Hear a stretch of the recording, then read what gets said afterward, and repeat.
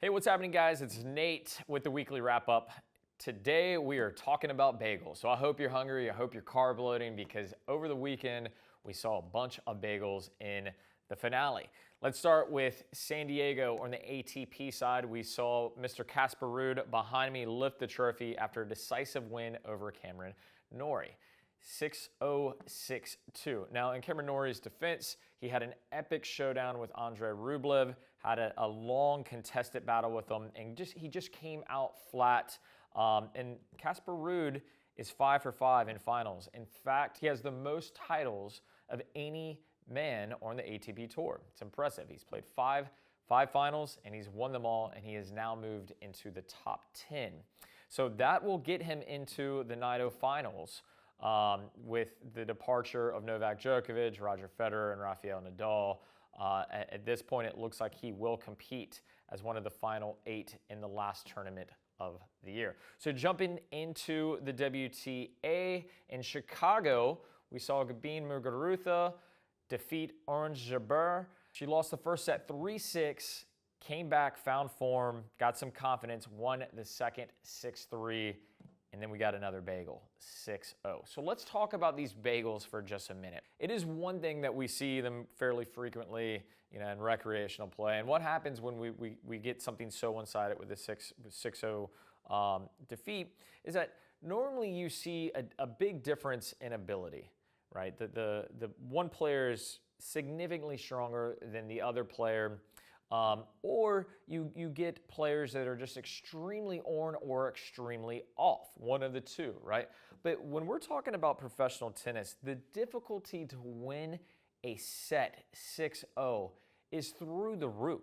I mean, just with the serve alone, you're going to get enough forced errors, maybe not aces, but at least forced errors that you're going to hold at some point. So what happened? So why did we see these bagels? Well, we talked about Cameron Norrie, and we talked about how he came out flat. He was tired. And with Casper Ruud winning all 4 previous finals that he played, there's a lot of confidence. Well, Gabine Muguruza discussing how she found form going into the third because she had so much confidence in the second.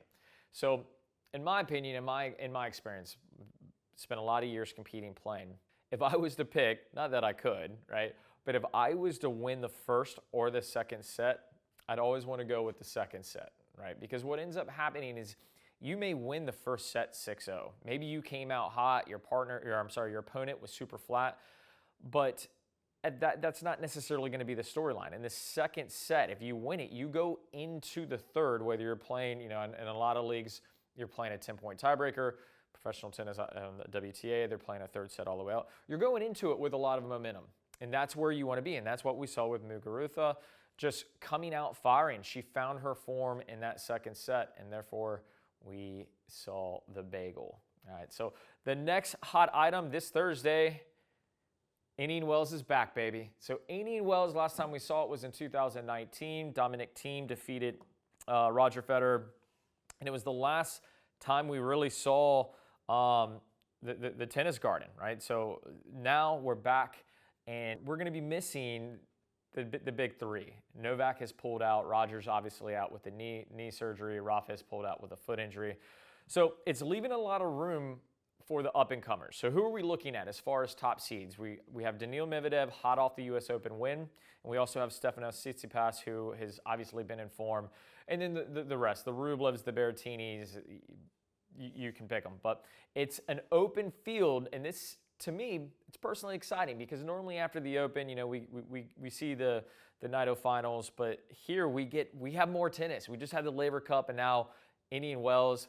My personal favorite tournament to attend. Won't be there this year, but can't wait to watch it on TV and see how these storylines kind of pan out. If I was to pick a player that I think is going to win, I would probably lean towards, on the men's side, I think on the WTA, I don't mean to sell it short, it's just the field is so wide open. Like trying to pick someone there is nearly impossible. But on the men's side, I think you have to go with Medvedev coming hot off that U.S. Open win. He's in form. There's no slowing down. The guy's not interested in a break, playing supremely confident on hard courts. That would be my pick. Guys, leave your pick in the comments and let me know who's going to take Indian Wells.